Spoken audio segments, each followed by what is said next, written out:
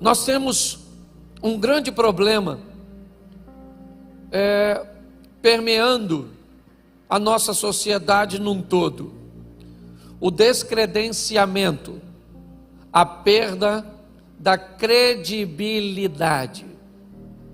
Isso é algo que não vem de hoje, já há algum tempo. Nós ouvimos e vemos a desconstrução da credibilidade de diversas instituições. Hoje, quando nós olhamos para a instituição política partidária, nós olhamos com um descrédito imenso. E alguns de nós chegamos ao extremo de dizer que não há sequer um político honesto. Sabemos que isso não é verdade. Provavelmente ainda existe muitos, mas nós não sabemos onde eles estão. Hoje, quando olhamos, por exemplo, para a nossa instituição, que tem por missão guardar a nossa sociedade, ou seja, a nossa polícia, seja na esfera militar, civil ou federal, nós temos basicamente níveis diferentes de comprometimento. Quando olhamos hoje para a polícia militar, praticamente ela está totalmente descredenciada. Se nós olharmos para a polícia civil, talvez olhemos com melhores olhos. Se nós olharmos para a polícia federal, talvez isso melhoraria. Inúmeras instituições ou estruturas, por exemplo, de profissionais liberais, hoje, seja pedreiro, eletricista, encanador, certo? Funileiro e outras coisas. Nós estamos vivendo um ambiente de perda de credibilidade, onde basicamente ninguém mais tem crédito. Nós estamos vivendo num ambiente religioso a perda da credibilidade dos líderes. A cada dia que passa, envolvimentos, histórias, homicídios, falcatruas, adultérios, divórcios. E existe um propósito: descredenciar. E quando isso é feito num ambiente religioso, ainda é mais prejudicial. Então, olhar hoje para a nossa sociedade e procurar cristãos verdadeiros já é um problema para muitos. Muitos opositores à fé que professamos utilizam o comportamento de cristãos ou de crentes para justificar a sua distância da igreja, do ambiente religioso. É muito importante nós entendermos isso, porque é contra isso que nós estamos lutando. Basta uma pandemia, que na verdade é global, mas, por exemplo, basta um ambiente chuvoso e algumas outras situações para que pessoas já enfrentem e sejam vencidas pelas dificuldades. Pautado nisso, no domingo eu falei sobre diminuir os erros e buscar a santidade. Eu falei sobre ser santo, entrar num processo de santificação. Eu mostrei que aquele que peca é escravo do pecado, e para você diminuir seus pecados, você vai precisar mudar de senhor. O pecado não pode mais ser seu dono, e para você trocar de senhor, alguém precisa te comprar, porque um escravo não pode libertar a si mesmo. Então Cristo vai à cruz e derrama seu sangue para nos comprar do pecado e nos fazer verdadeiramente livres, onde temos a opção de servi-lo ou não. Enquanto estávamos presos no pecado, o pecado nos obrigava a cumprir os seus desejos, mas agora que pertencemos a Cristo, nós temos a opção, pois Cristo não nos obriga a vivermos uma vida de santidade. Foi mais ou menos isso que eu mostrei. Mostrei porque erramos, não conhecendo as Escrituras e nem o poder de Deus. Mas hoje eu quero falar sobre dois probleminhas muito sérios que a maioria de nós enfrentamos na hora de sermos cristãos de verdade: o medo e a vergonha. São dois grandes opositores à nossa fé. Todas as vezes que nós somos expostos ao perigo,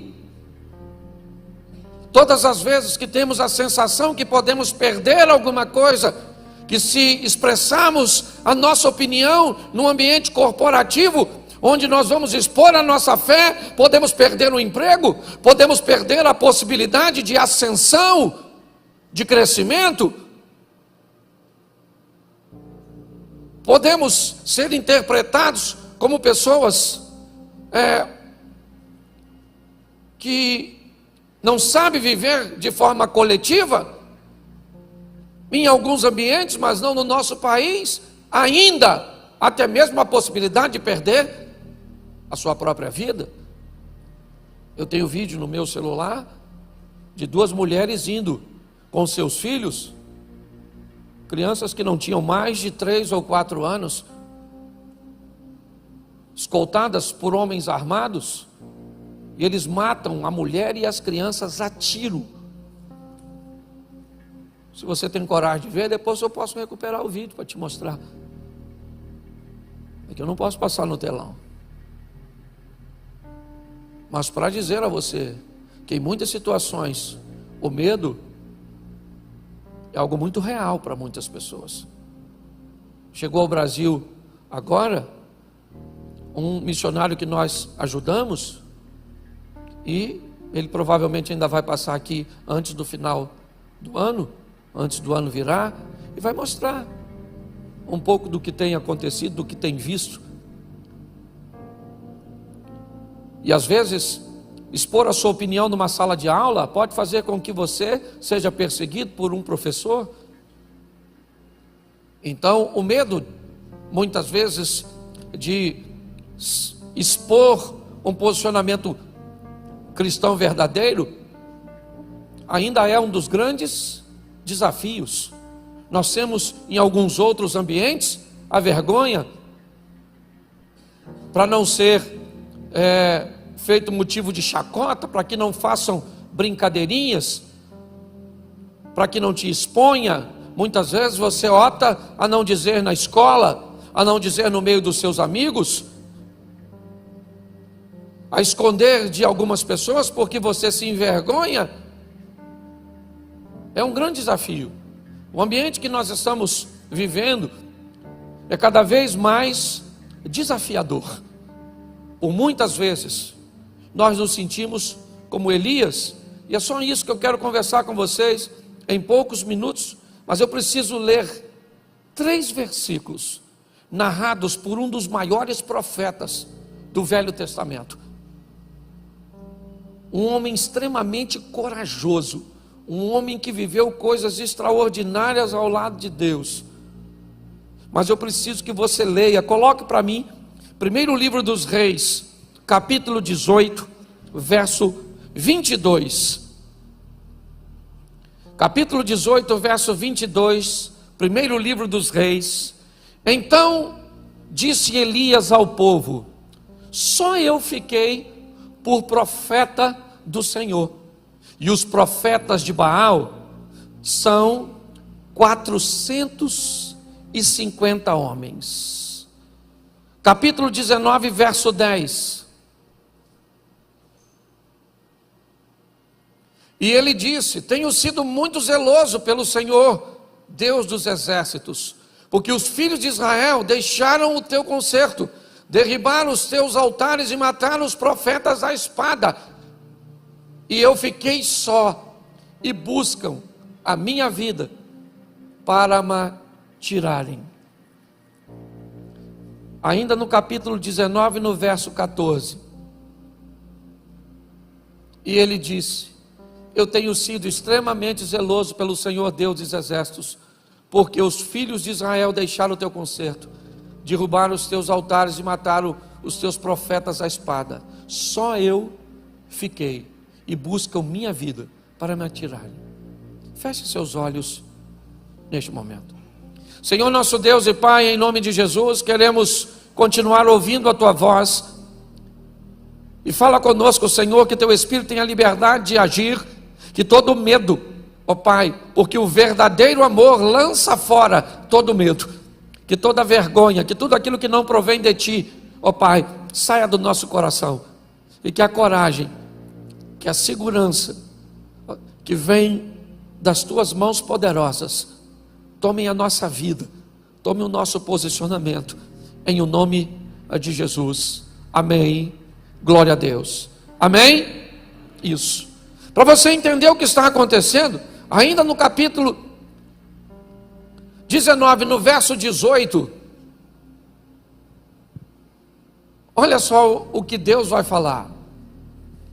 Também eu fiz ficar em Israel 7.000, todos os joelhos que não se dobraram a Baal, e toda a boca que não o beijou. Preste atenção, porque o que está acontecendo com esse profeta não é muito diferente do que acontece conosco, do que nós sentimos em muitos momentos da nossa caminhada cristã, nos diversos lugares que compõem o nosso estilo de vida social. Nós estamos olhando Elias, o profeta, por 3 vezes, isso ainda é mencionado lá no Novo Testamento, em Romanos, mas por 3 vezes aqui, ele está falando sobre solidão, falando sobre um estilo de vida onde ele se sente só, onde tem poucas pessoas para oferecerem apoio umas às outras.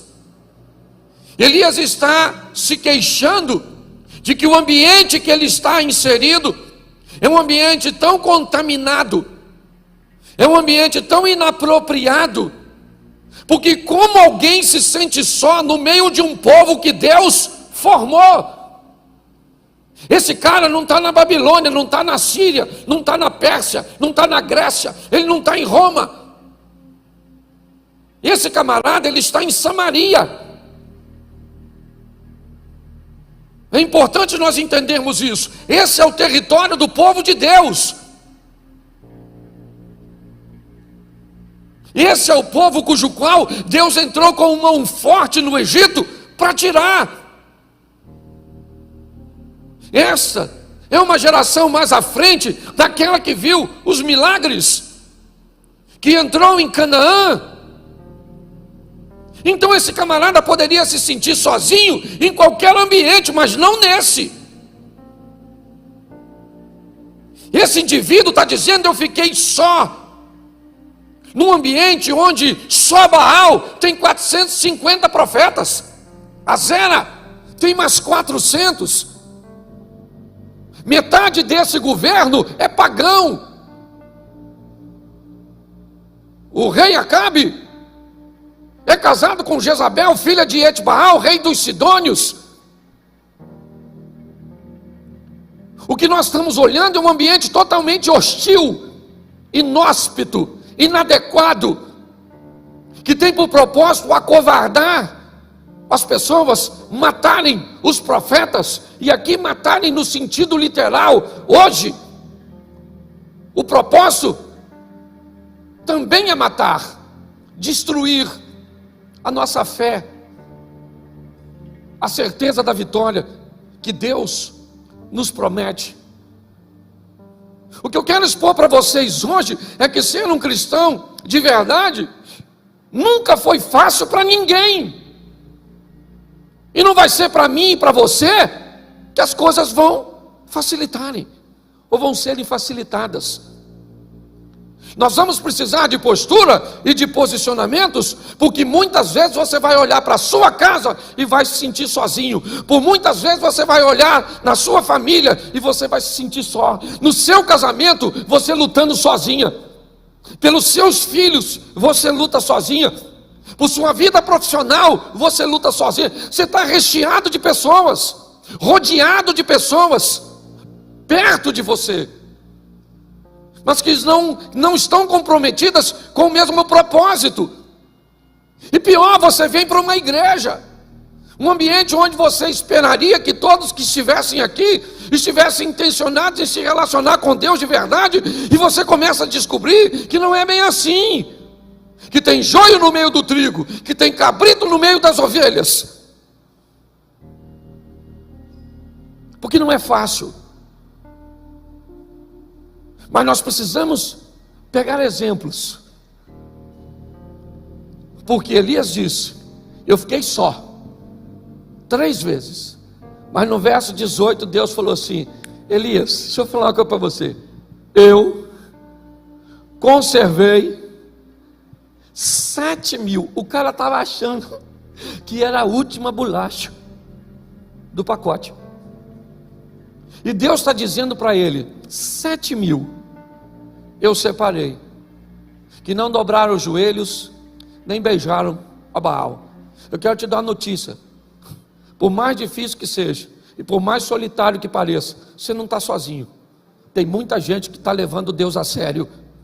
Tem muita gente que ainda está na igreja levando Deus a sério. O que você precisa é ser, em todos os ambientes onde estiver, um pouco mais criterioso e seletivo, para observar um pouco mais de perto as pessoas. Porque se você não fizer assim, inevitavelmente, já você vai descredenciar a igreja. É você que vai tirar a credencial da igreja. Por isso que muitas pessoas hoje optam por ser cristãs dentro da sua própria casa. Eu não preciso estar na igreja. Mas por que, cara? Se a igreja é um ambiente tão legal, mas não foi legal para mim. Minhas experiências foram ruins. Então eu preciso mostrar a você rapidinho histórias facílimas, exemplos simples, fáceis de entender. Eu não vou nem mais mexer no texto ou nos textos para ganharmos tempo, mas preste atenção. A terra está corrompida, o comportamento das pessoas são totalmente contrário aos princípios de Deus. Mas naquele ambiente onde Deus está intencionado em destruir tudo, Ele acha um homem. Noé achou graça aos olhos de Deus. Deus olhou para aquele homem, mas numa sociedade, pois é, naquela sociedade, Deus achou um camarada que estava disposto a levá-lo a sério. E Deus, essa é a grande questão, através daquele indivíduo, Deus vai montar uma estrutura. Com quanto?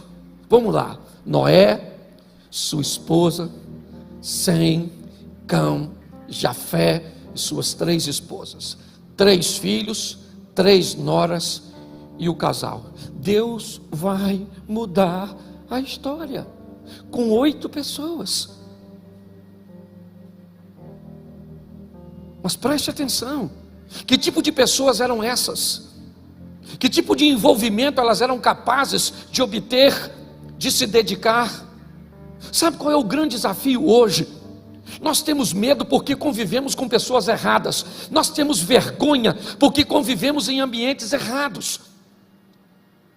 Muitas vezes, se você estiver num ambiente que não é para você estar, ou você vai se comportar como as pessoas que estão lá para agradá-las, ou você vai ficar lá com um comportamento totalmente oposto, um peixe fora d'água.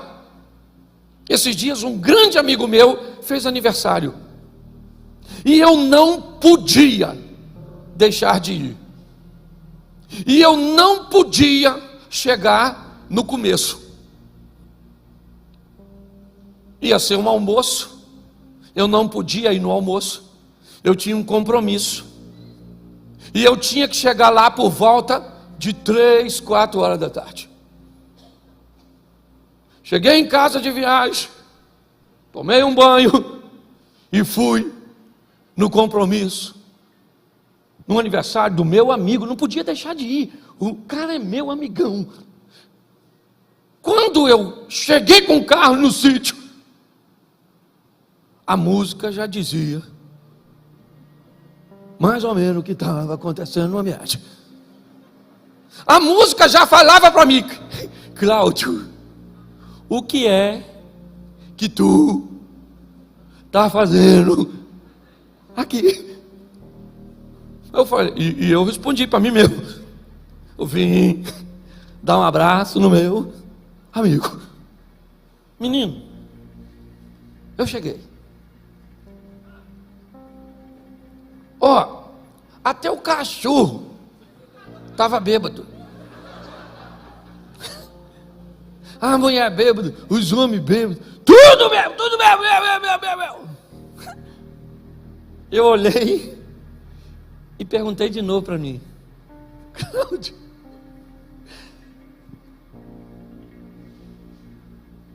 aí vem a turma da foto. Aí é que é maneiro. Didi, uma foto aí comigo? Aí eu tinha umas 50.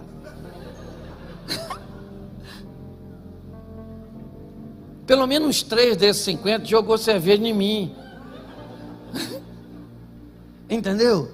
Aí tinha umas donas meio bagunçadas, olhando para mim esquisito.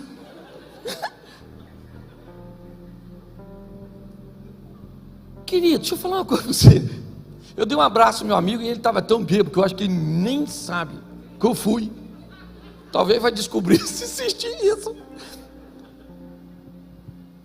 Aí eu cumprimentei, dei um abraço, comi um pedaço de carne, fiz aquilo. Fiquei uns 30, 40 minutos, onde a maior parte foi de foto. E aí eu pergunto, quantas pessoas viram aquelas fotos? E devia perguntar, o que é que o pastor Cláudio está fazendo num ambiente desse? Sabe por que às vezes nós não conseguimos ser santos? Profeta Isaías, capítulo 5 ou 6, certo? No ano em que morreu o rei Uzias, eu vi o Senhor assentado sobre um alto e sublime trono.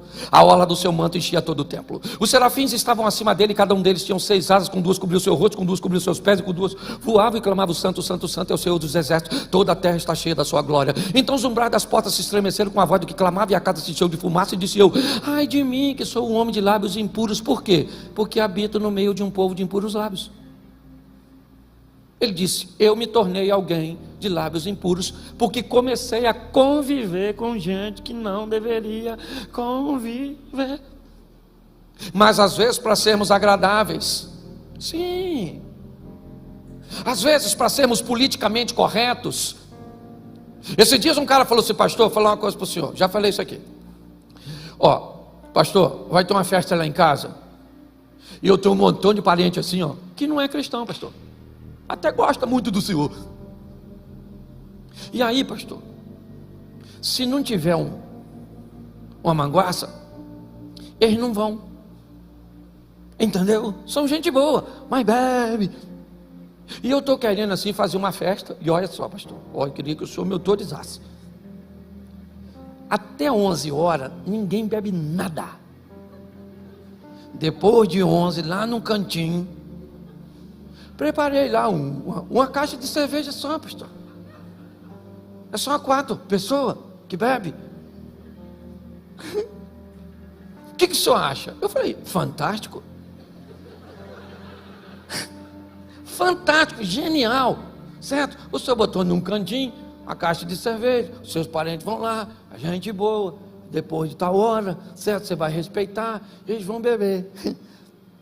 Ele falou: o senhor achou? Eu falei: achei legal. Só queria fazer uma pergunta para o senhor. Quando o senhor vai na festa na casa deles, quanto tempo eles ficam sem oferecer bebida para homenagear você? Ele falou assim: homenagear? Eu falei, porque você vai botar lá para recebê-los. Então eu quero saber, de que hora a que hora, quando você vai na festa na casa deles, ele diz assim, não vão beber de 8 da noite até 10 da noite, só porque fulano vem. Ele olhou para mim e falou assim, ô pastor, ele me homenageia nada não? Eu quero é que dane-se. Eu não vou botar nada, nunca me homenagearam, por que eu vou homenagear esse? Se quiser ir, vai. Se não quiser, acabei com a festa. Sabe o que falta muitas vezes em nós? Nós temos medo de nos posicionar. Querido, você está se posicionando a favor de quem? Da palavra de Deus. Você está entendendo? Quem vai garantir esse negócio é Deus. Você só tem que entender que não vai ter muita gente. É pouca gente. Pare de querer ser ovacionado por uma multidão, porque não vai rolar, querido. O mundo jaz no maligno, entendeu? Então, se você vai agir certo, não espere bandeiras. Não. O negócio que vem é perseguição. Então é pouca gente. Presta atenção. Olha como é que as coisas funcionam. A Síria invade Israel e pega uma garota. Quantas garotas? Uma! Não podia levar uma menina? Uma. E leva para a casa de Naamã. E na casa de Naamã a menina está sozinha. Sozinha. Não tinha amiguinha para orar com ela, não tinha ninguém para ler a Torá com ela, não tinha. Lá era pagão, era Rimon, você está entendendo? Que governava.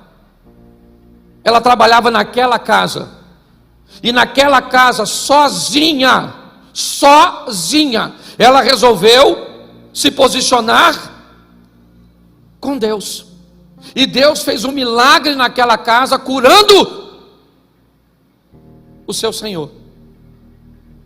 Mas ela estava sozinha. Quantos de nós reclamamos? Estamos sozinhos no trabalho, lá não sei o que, e lá é aquilo, não sei o que, minha chefe é a bruxa, o meu chefe é chefe não sei. Qual o problema, querido? O nosso Deus é maior do que tudo isso. Só está precisando de um posicionamento nosso, porque onde nós chegamos com Deus, o negócio toma um vulto de fé. É assim que funciona. Mas nós precisamos ter coragem e entendermos que um cristão verdadeiro, ele não precisa estar na igreja e no meio de crente para ser cristão. O texto diz que Deus olha para o ambiente onde Noé está inserido, e o negócio estava difícil, mas ele achou alguém naquele ambiente corrompido que resolveu viver. Uma menina é levada cativa para Síria e faz todo um movimento. Você pega alguns meninos em particular, são levados para a Babilônia. Pouca gente, basicamente 4 não se dobraram diante da estátua.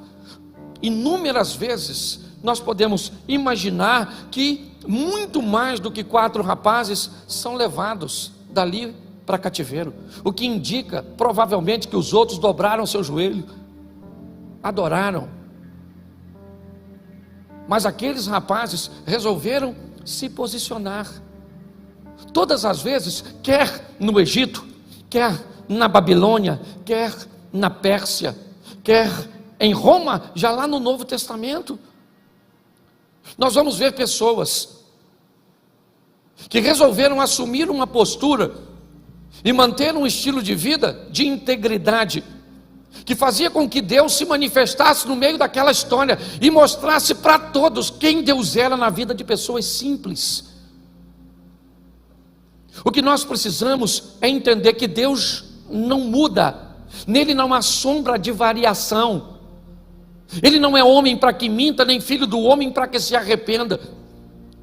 O que está acontecendo não é que Deus não age, é que nossas ações não viabilizam o milagre que precisa acontecer. Está na hora de nós assumirmos um compromisso com Deus. Uma postura que diga: que estilo vai ser meu casamento? Que estilo, perdão, como vai ser meus negócios? Como é que é a minha caminhada de fé? Ninguém é bobo, gente. Ninguém é bobo. Todo mundo sabe como funcionam as coisas. Vocês estão aqui caminhando comigo, mas está todo mundo de olho em mim. Nas pessoas que sobem aqui. Muitas vezes eu sofro pelo mau comportamento de pessoas que sobem aqui, mas que não tratam bem suas esposas, que vivem debaixo de uma hipocrisia, de que não pagam os outros, e que não vive assim, não vive assim, e pessoas que caminham conosco, porque está todo mundo de olho na gente. Se você pensa que envergonhar a igreja é o pior, não, é envergonhar o Senhor. Está na hora de nós sermos crentes de verdade, de nos posicionarmos para mudar a história da nossa nação, para mudar a história da igreja. Nós estamos precisando viver isso. Ah, pastor, mas é um ambiente desafiador, com poucas pessoas? Sim, isso é uma grande verdade, mas é possível. E o que isso pode fazer na minha e na sua vida? Criar um ambiente extraordinário de milagres, de resultados extraordinários. Eu não tenho nenhum problema com pessoas que vêm em busca de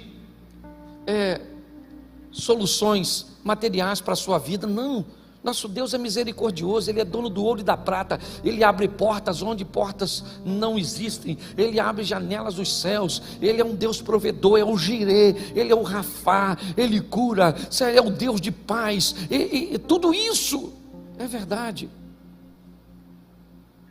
Mas a minha pergunta, a pergunta que tem permeado a minha mente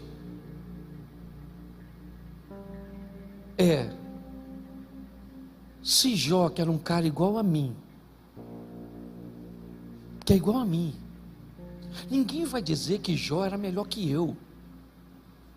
Não tem essa, irmão. Entendeu? Ninguém. Se você acha que Abraão tinha alguma coisa melhor que você está enganado. Se você acha que Elias, que Moisés, que Pedro, que Paulo, não, era gente igual a gente, igualzinho, não tinha nada de diferente. E por que é que essas pessoas viveram tudo isso? Por que é? Por causa do estilo de vida que resolveram viver com Deus. É só isso. Sabe qual é o grande desafio? É que nós lemos um livro e temos inúmeras experiências alheias neste livro, mas quando chega o momento de transportar essa história para a minha casa, para os meus negócios, para a minha igreja, para a minha vida, para o controle emocional que eu preciso ter, aí parece que tem algum problema, porque parece que isso é uma história é uma ficção, é uma brincadeirinha que eu venho para a igreja para ouvir essas historinhas, e que são muito agradáveis quando fala sobre derrubar gigante, sobre fornalhas, sobre vitórias, sobre campeões, mas a maior batalha que nós temos é contra o pecado.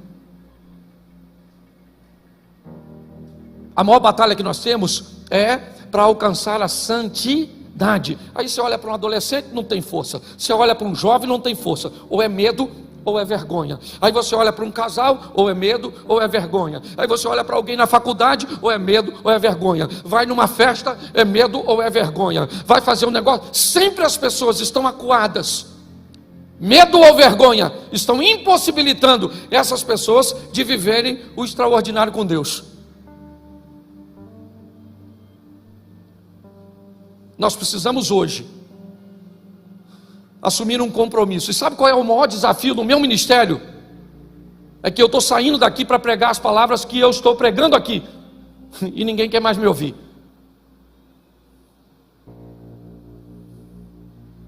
Eu tenho provado isso em alguns lugares por onde tenho passado. Foi só eu parar de ser engraçadinho, de contar uma historinha engraçada, e eu já virei um cara chato. E eu falei isso com Deus. Falei, Senhor, pô, estou a fim de botar o povo para cima, contar uma historinha. E não está rolando mais. Você sabe por quê? Porque nós estamos em última hora. Jesus está voltando. E antes da gente ir embora, Ele está querendo nos dar uma oportunidade de vivermos o extraordinário. Você tem que sair daqui, querido, para pegar seu casamento e botar ele assim. Mas pensa naquele casamento que sua mulher vai olhar para você e vai falar assim: caraca, maluco, menino, o que foi? Você nasceu de novo? Que homem é você? Que isso? Vou botar até mais 3 alianças? Hã? É seu marido olhar para a senhora e dizer: pastor, Jesus está voltando mesmo. A mulher está cara, parou de brigar. A mulher está doce, que eu estou até estranhando, pastor. Não sei se é eu que vou morrer ou ela. Olhar para seus filhos e dizer: gente, que menino inteligente, obediente, limpinho. Que menino educado, bem mandado. Que sogra é essa, Jesus? Onde estava essa mulher que eu não vi? Que mulher extraordinária, isso tinha que ser minha mãe. Não era a mãe da minha mulher. Hã? Pensa. As pessoas olharem seu patrão, seu chefe, e dizer quem é você? De onde você veio, rapaz? Chegando no horário, proativo, alta produtividade. Mas sabe o que acontece? A gente chega, a pessoa olha e diz assim: aí ó, chegou. Seu pai chegou, menino. A paz acabou.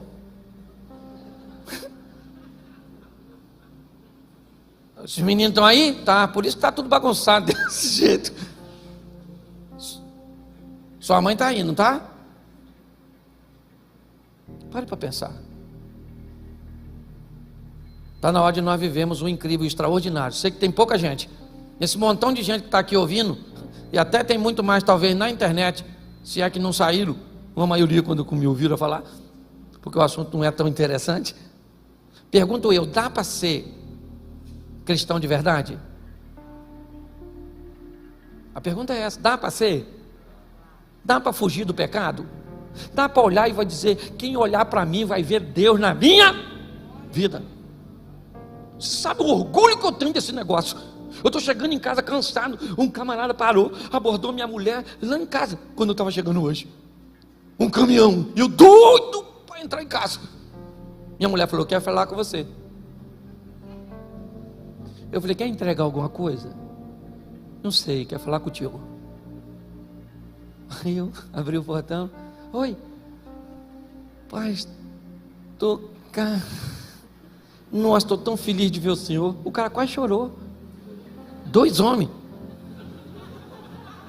Desceu do caminhão para tirar foto comigo, me abraçou, falou da importância das palavras que a mulher dele ouviu, que ele ouviu. Ele foi embora. Eu falei: Senhor, que maneiro. E eu nem queria atender o moço. Então deixa eu falar uma coisa para você, certo? O que falam de você quando você não está perto? Não precisa falar não. Hã?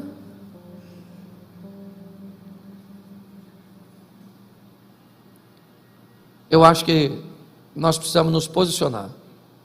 Cristãos de verdade, cristãos verdadeiros, eles têm medo, sim ou não? Sim ou não? Claro que tem. Eles têm vergonha? Sim ou não? Sim.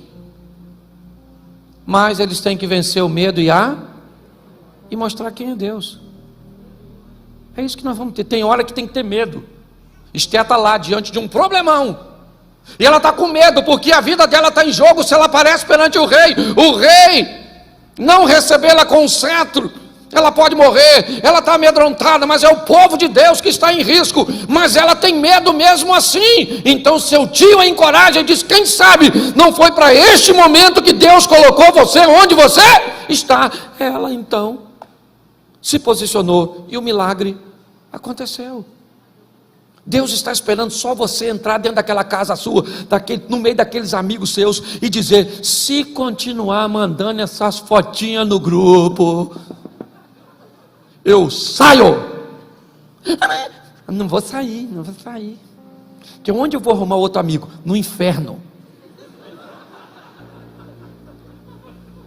Lá tem. Entendeu? Assim de amigo. Não vou, acabou. Esse tipo de negócio não vou fazer. Mas eu tenho que fazer, porque se eu não fizer, eu não vou fazer, querido. É contrário aos meus princípios, é contrário aos meus valores. Mas se eu não fizer, eu vou levar prejuízo. Eu posso acontecer isso, acontecer aquilo. Bom, se você vai viver com Deus e acha que para agradar a homens você vai ter portas abertas, porque Deus não é capaz de abrir portas que homens fecham, você não sabe quem é Deus. Se você não é capaz de entender que uma mudança sua, obedecendo a Deus, pode pegar o coração do teu filho, do teu marido, pode pegar aquela enfermidade que tem matado tanta gente e fazer com que o milagre aconteça dentro da sua casa, você não sabe quem é Deus. Está na hora de tomarmos a responsabilidade e mostrar para essas pessoas, porque a mídia e essa estrutura estão tentando descredenciar a igreja, estão querendo difamar, e muitas vezes, infelizmente, até com histórias bem verdadeiras. Mas nós precisamos de um posicionamento. É isso. Onde? Na Babilônia, e não na igreja. Ser crente na igreja é moleza. Difícil é ser crente lá, no batalhão, campeão, lá no meio das polícias. Difícil é ser crente lá no seu ambiente de trabalho, lá na faculdade, lá na aula de filosofia, lá onde você estuda. O desafio é exatamente esse, porque aqui é mole. Quero ver pegar você, isola você e coloca você como colocou a menina, na casa de um leproso, num ambiente totalmente hostil, e lá naquele ambiente a menina resolveu viver com Deus, e o milagre aconteceu. E eu tenho o hábito de dizer isso: a lepra daquele cara não pegou naquela garota, mas a fé daquela garota pegou naquele cara e mudou a vida dele. É isso que nós... Agora não, se nós negociarmos, todo mundo vai saber, porque o diabo manda fazer, mas não guarda segredo. Todo mundo vai saber. Talvez você não vai ficar sabendo que todo mundo sabe, porque o propósito dele é te envergonhar. Por que o diabo faz todo mundo saber que você é de um jeito, mas ele permite que você não tenha noção do que as pessoas sabem a seu respeito? Porque se você descobrir que todo mundo já descobriu que você é uma fraude, que você é fake, você corre o risco de mudar, e é isso que ele não quer. Por isso que grande parte das pessoas fala quem somos, não para nós, mas para os outros. A igreja precisa não de mais pregadores. A itinerância está acabando. Pregadores itinerantes. Eu não sei se você lembra, mas alguns anos atrás você passava na Washington Luiz, na Avenida Brasil, e era outdoor espalhado por todos os lados com congressos, expondo 4, 5, 10, 15 preletores. Hoje a gente passa e não tem mais. Sabe por quê? Eu te falo. Homens que saem do púlpito e vão beber cachaça e uísque. Homens que saem do púlpito e vão para prostíbulos. Homens que só sobem no púlpito se receber ofertas astronômicas. Homens que sobem em púlpito e tratam as pessoas que o recebem de qualquer maneira. Homens que sobem para dizer coisas que eles não vivem. Fala de dinheiro, mas não oferta nem dizima. Homens que vão fazer turnês pelo Brasil afora de 20, 30 dias e deixam suas esposas.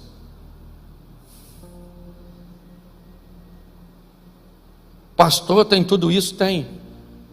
Mas tem muita gente séria, comprometida com Deus, que sai do joelho para o altar, que não cobra R$1 para pregar, que trata todo mundo bem, que não é um profissional do púlpito, mas é um ministro do evangelho verdadeiro. Mas pasmem vocês, por causa desse grupo,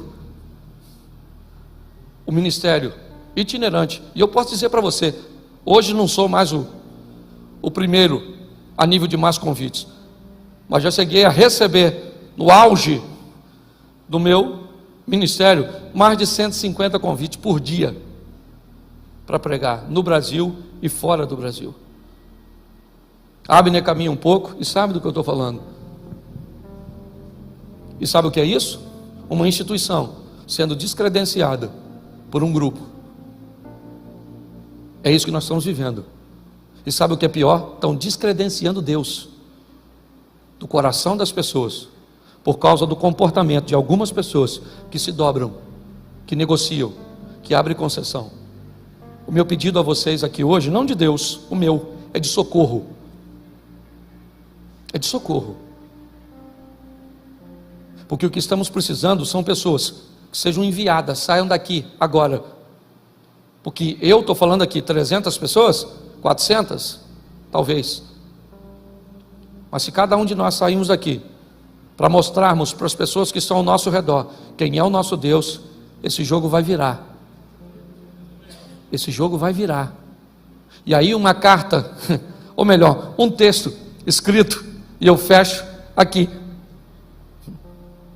Bem interessante, do profeta Malaquias, do capítulo 3 e o 10, nós usamos muito para falar de oferta, mas eu gostaria de lembrar os irmãos, que não tem problema nenhum falar de oferta nesse texto, mas é só lembrar que esse texto estava sendo direcionado para os sacerdotes e para a liderança.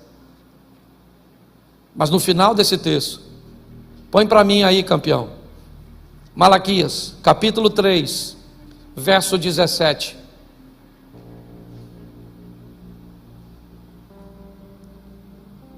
E eles serão meus, diz o Senhor dos Exércitos, naquele dia que farei, eles serão meus, diz o Senhor dos Exércitos, naquele dia que farei, serão para mim particular tesouro, poupa-lo-eis como um homem poupa o seu filho que o, verso seguinte, então, vereis outra vez a diferença entre o justo e o ímpio, entre o que serve a Deus e o que não serve.